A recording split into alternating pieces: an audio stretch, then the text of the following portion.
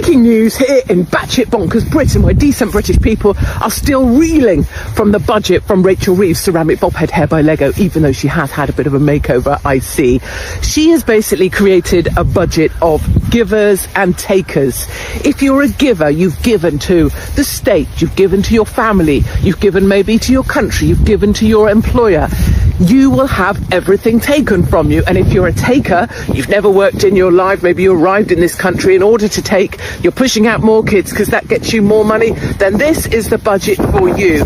Truly, if you earn £1 right now in the UK, 65 quid of that has to go to someone else. And if you wouldn't mind awfully, if you could just take your money and post it straight through the letterboxes of people in inner city Bradford, that would be very helpful, because it's very inconvenient for them to have to get dressed out of their pyjamas first thing in the morning. In other news, our beautiful British farmers out standing up for the fact that this government is trying to take their land from under their feet. They're not satisfied with just plastering it with solar panels. Now they want to try and confiscate it on your death.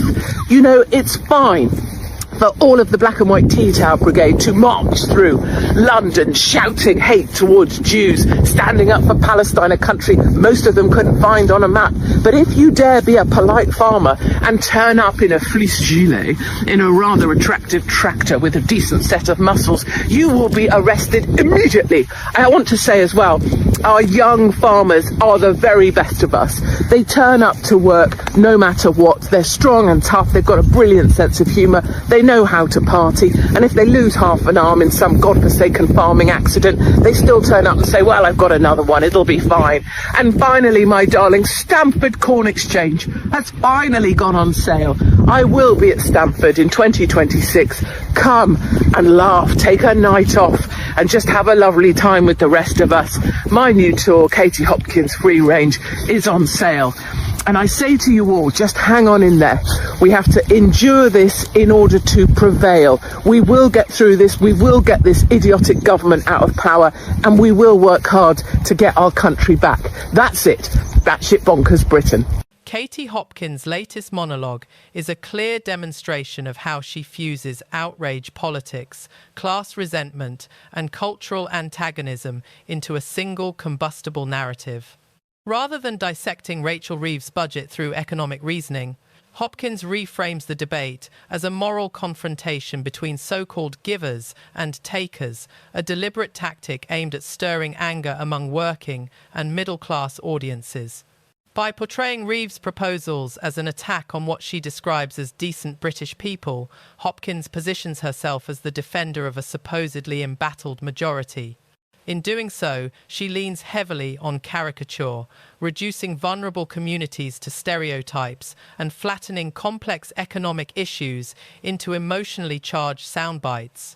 Her remarks about inner-city residents and immigrant communities are not incidental. They serve a strategic rhetorical function, shifting economic frustration away from structural policy discussion and toward cultural scapegoats. At the same time, her emphatic praise of farmers, presented as steadfast, patriotic figures embodying the spirit of real Britain, allows her to construct a stark narrative contrast. In Hopkins' telling, these idealized farmers stand in opposition to the supposedly problematic city-dwelling populations she criticizes. It is not policy analysis, it is political storytelling designed to provoke. This is the core of the Hopkins method: exaggeration, sarcasm, and cultural grievance woven into a narrative of national decline. Each issue, whether land rights or public demonstrations, becomes further evidence of a government allegedly turning against its own people.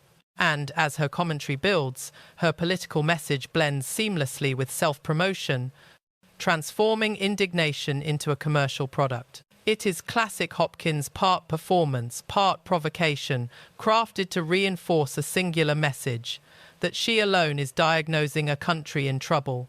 I'm really happy. I'm really happy with this budget. And surprisingly, I was actually very pleasantly surprised by it, Miriam. I think that it did a lot for the left. Labour has finally, belatedly realised that they are losing both their right flank and their left flank. They have to take the left flank seriously. They've taken them for granted for the last year and a half. That is why I don't know what goes on inside Keir Starmer and Rachel Reeves' heads. I don't know how left-wing they are. What I do see is that they've lifted the two-child benefit cap, which is going to immediately lift hundreds of thousands of kids out of poverty, because I don't think that any child should be responsible for what their parents do. They've increased the minimum wage for 18 to 20-year-olds. They've frozen rail fares. Did you hear our conversation fuel with duty? Jonathan, can I jump in there? Did you hear the conversation we had with the guys who run 6 fish and chip shops in Southampton? Most of their 60 staff are aged between 18 and 21, so they're going to have put their pay up by 8.5%. He said they will be using fewer staff. Andrew, I think we have to put this into... Can we just respond to what they said? They are running the business, Jonathan. They said they will they'll be able to afford fewer staff. Andrew, it's going to put people out of work. I hear the argument. Right. I also say that those kids, or those 18 to 20-year-olds, are being paid less than older people. So presumably, fish and chip restaurants will still need to hire people, and that people have. It's if you put it into perspective, this is £10 to £10.85. We are earning a lot more than that, and some of us are a lot more than that. And I think that it's very childish to begrudge people. Can we just talk about the reality of this budget here? You're talking about 10.25 and a wage.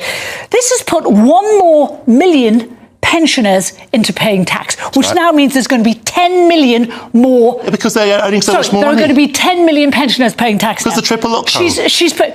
The triple lock. They're going to get a 4.8% rise this year. Pensioners, people who don't do any work at all, who are on benefits, are going to get a 4% pay rise. So why shouldn't the most vulnerable in our society, who've actually paid into it, get a pay rise? Why shouldn't they? But more importantly, stop concentrating on parents who are going to have more kids they can afford, and people like all of us here are going to have to pay for them. I really resent that. That's going to put an extra £3 billion on the welfare bill every year.